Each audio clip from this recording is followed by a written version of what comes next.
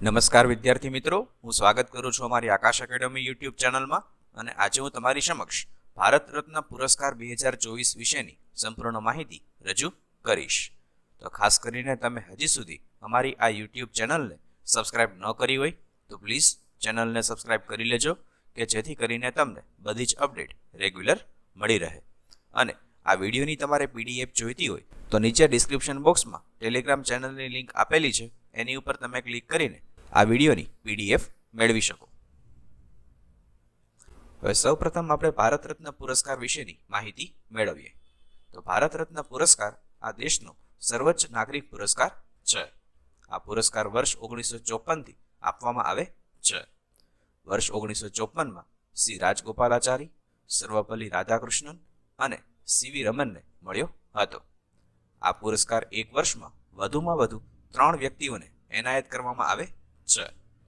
આ પુરસ્કારમાં પીપળાના પાંદડાના આકારના મેડેલિયનનો સમાવેશ થાય છે, જે કાંસ્યથી બનેલો હોય છે અને જેમાં સૂર્યની છબી પણ હોય છે, અને તેની ઉપર દેવનગરી લિપિમાં ભારત રત્ન શબ્દ લખેલો હોય છે, અને ભારતનું રાજ્ય પ્રતીક અને સૂત્ર સત્યમેવ જયતેનો પણ સમાવેશ થાય છે.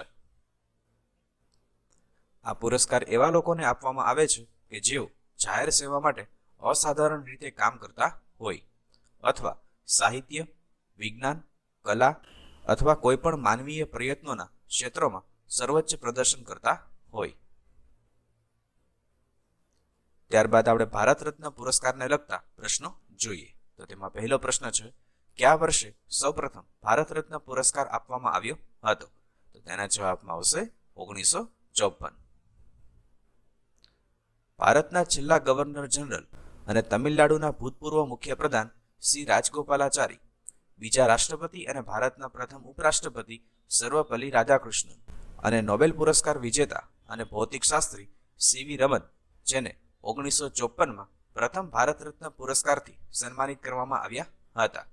હવે તેમાં નોબેલ પુરસ્કાર વિજેતા સીવી રમનને 1930માં રમન ઇફેક્ટ માટે નોબેલ પુરસ્કાર મળ્યો હતો. ત્યારબાદનો બીજો પ્રશ્ન, તાજેતરમાં કયા રાજ્યના પૂર્વ મુખ્યમંત્રી કર્પૂરી ઠાકુરને મરણોપરાંત ભારત રત્ન પુરસ્કાર 2024 એનાયત કરવામાં આવ્યો? તો તેના જવાબમાં આવશે બિહાર. તે બિહારના પૂર્વ મુખ્યમંત્રી હતા, જે ભારત રત્ન મેળવનાર 49મા વ્યક્તિ બન્યા છે. ભારતીય રાજકારણી કર્પૂરી ઠાકુર, જેમણે બિહારના 11મા મુખ્યપ્રધાન તરીકે 2 ટર્મ સેવા આપી હતી. પ્રથમ વખત ડિસેમ્બર 1970 થી જૂન 1971 સુધી, અને બીજી વખત જૂન 1977 થી એપ્રિલ 1979 સુધી. કર્પૂરી ઠાકુરને જનનાયક તરીકે પણ ઓળખવામાં આવે છે, અને તે ભારત રત્ન પુરસ્કાર મેળવનાર 49મા વ્યક્તિ બન્યા છે. ત્યારબાદનો ત્રીજો પ્રશ્ન, ભારત રત્ન પુરસ્કાર 2019 કોને એનાયત કરવામાં આવ્યો હતો? તેના જવાબમાં આવશે ભૂપેન હજારિકા, નાનાજી દેશમુખ અને પ્રણવ મુખર્જી, એટલે કે આપેલ તમામ. ત્યારબાદનો ચોથો પ્રશ્ન, ભારત રત્ન પુરસ્કાર મેળવનાર સૌથી યુવા ભારતીય કોણ છે? તો તેના જવાબમાં આવશે સચિન તેંડુલકર, એટલે કે આન્સર બી. અહીંયાથી એવી રીતે પણ પ્રશ્ન પૂછાય કે ખેલ જગતમાં, ખેલ ક્ષેત્રમાં ભારત રત્ન પુરસ્કાર મેળવનાર સૌપ્રથમ ખેલાડી કોણ છે? તો તેના જવાબમાં પણ આવે સચિન તેંડુલકર, જેને ખેલ જગતમાં સૌપ્રથમ ભારત રત્ન પુરસ્કાર મળ્યો હતો, અને આ પુરસ્કાર તેમને 2014ની સાલમાં મળ્યો હતો.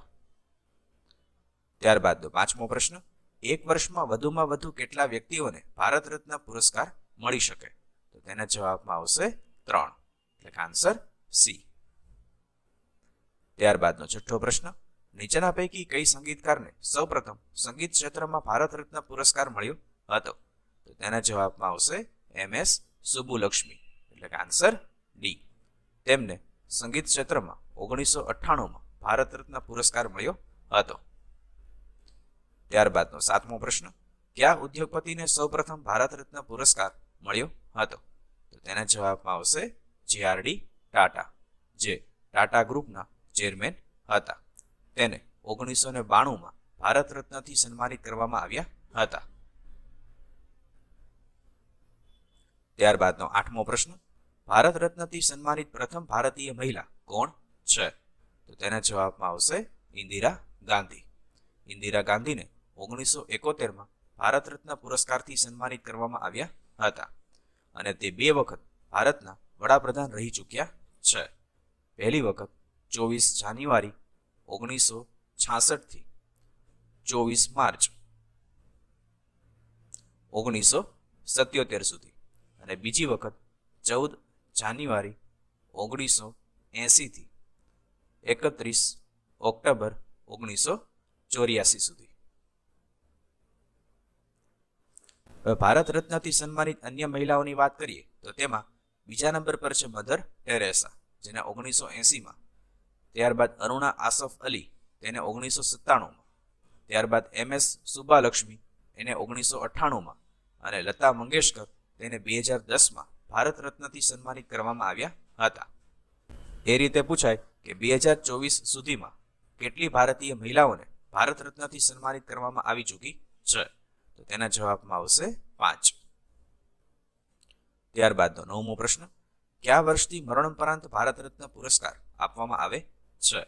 તો તેના જવાબમાં આવશે 1955થી.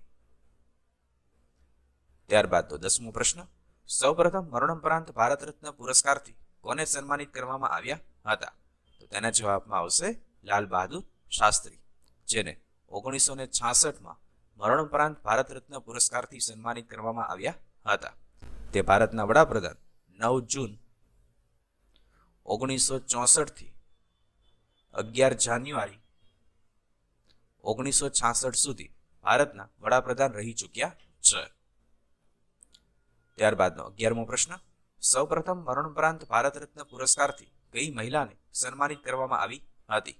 તો તેના જવાબમાં આવશે અરુણા આસફ અલી, એટલે કે આન્સર ડી. અરુણા આસફ અલીને 1997માં સૌપ્રથમ મરણોપરાંત ભારત રત્ન પુરસ્કાર મળ્યો હતો અને તે દિલ્હીની પહેલી મેયર પણ રહી ચૂકી છે. ત્યારબાદનો 12મો પ્રશ્ન, કયા વિદેશીને સૌપ્રથમ ભારત રત્ન પુરસ્કારથી સન્માનિત કરવામાં આવ્યા હતા? તો તેના જવાબમાં આવશે અબ્દુલ ગફાર ખાન, એટલે કે આન્સર એ. અબ્દુલ ગફાર ખાનને 1987માં અને ત્યારબાદ નેલ્સન મંડેલા જે છે એ બીજા વિદેશી છે કે જેને ભારત રત્ન પુરસ્કારથી સન્માનિત કરવામાં આવ્યા હતા અને તેમને 1990માં સન્માનિત કરવામાં આવ્યા હતા અને અબ્દુલ ગફાર ખાનને 1987માં. તે હતા પાકિસ્તાનના અને નેલ્સન મંડેલા જે છે એ હતા સાઉથ આફ્રિકાના. બંને વિશે માહિતી મેળવીએ તો અબ્દુલ ગફાર ખાન એ ફ્રન્ટિયર ગાંધી તરીકે પણ ઓળખીતા હતા. તે સ્વતંત્ર કાર્યકર્તા નેતા અબ્દુલ ગફાર ખાન મહાત્મા ગાંધીના અનુયાયી હતા. તેઓ 1920માં ખિલાફત ચળવળમાં જોડાયા અને 1929માં ખુદાઈ ખિદમતગારની સ્થાપના કરી હતી. ત્યારબાદ નેલ્સન મંડેલા. દક્ષિણ આફ્રિકામાં રંગભેદ વિરોધી ચળવળના નેતા નેલ્સન મંડેલા વર્ષ 1994 થી 99 દરમિયાન દક્ષિણ આફ્રિકાના પ્રમુખ હતા અને તે દક્ષિણ આફ્રિકાના ગાંધી તરીકે પણ ઓળખાતા હતા. 1993માં તેમને નોબેલ શાંતિ પુરસ્કાર પણ એનાયત કરવામાં આવ્યો હતો. ત્યારબાદનો 13મો પ્રશ્ન, વર્ષ 1954 થી વર્ષ 2024 સુધીમાં કુલ કેટલા લોકોને ભારત રત્ન પુરસ્કાર મળી ચૂક્યા છે? તો તેના જવાબમાં આવશે 49. ત્યારબાદનો 14મો પ્રશ્ન, વર્ષ 2024 સુધીમાં કુલ કેટલા રાષ્ટ્રપતિને ભારત રત્ન પુરસ્કાર મળ્યા છે? તો તેના જવાબમાં આવશે કુલ 6 રાષ્ટ્રપતિને ભારત રત્ન પુરસ્કાર મળ્યા છે.